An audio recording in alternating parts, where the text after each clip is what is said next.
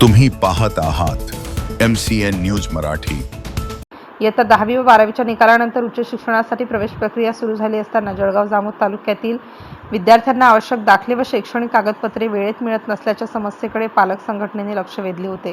या संदर्भात जळगाव जामोद तहसीलदारांना निवेदन सादर करण्यात आले असून प्रशासनाने तात्काळ दखल घेत विद्यार्थ्यांना प्रलंबित दाखल्यांचे वितरण सुरू केले आहे। प्रवेश प्रक्रियेसाठी विविध शैक्षणिक कागदपत्रांची आवश्यकता असताना अनेक विद्यार्थ्यांनी दाखल्यांसाठी अर्ज करूनही 15 ते 20 दिवस उलटले तरीही त्यांना आवश्यक कागदपत्रे मिळालेली नाहीत।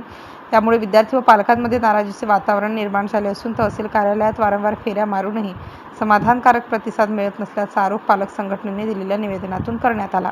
विद्यार्थ्यांचे शैक्षणिक नुकसान होऊ नये यासाठी संबंधित अधिकाऱ्यांवर जबाबदारी निश्चित करून प्रलंबित दाखले तातडीने वितरित करण्याची मागणी पालक संघटनेने केली होती। या निवेदनाची दखल घेत जळगाव जामोदचे तहसीलदार पवन पाटील आणि नायब तहसीलदार किटे यांनी तात्काळ हालचाल करत विद्यार्थ्यांना दाखले वाटप करण्यास सुरुवात केली आहे। पालक संघटनेचे अध्यक्ष अजय वानखेडे, उपाध्यक्ष अर्शद इक्बाल खान, सचिव अनिल भगत, कोषाध्यक्ष अजय पलन, संघटक श्याम पाटील, विशाल भगत यांच्यासह अनेक पालकांच्या सहकार्याने हा प्रश्न मिटला असून तालुक्यातील विद्यार्थ्यांमध्ये समाधान व्यक्त होताना दिसून येत आहे। MCN न्यूज मराठीकरिता अर्शद इक्बाल, जळगाव।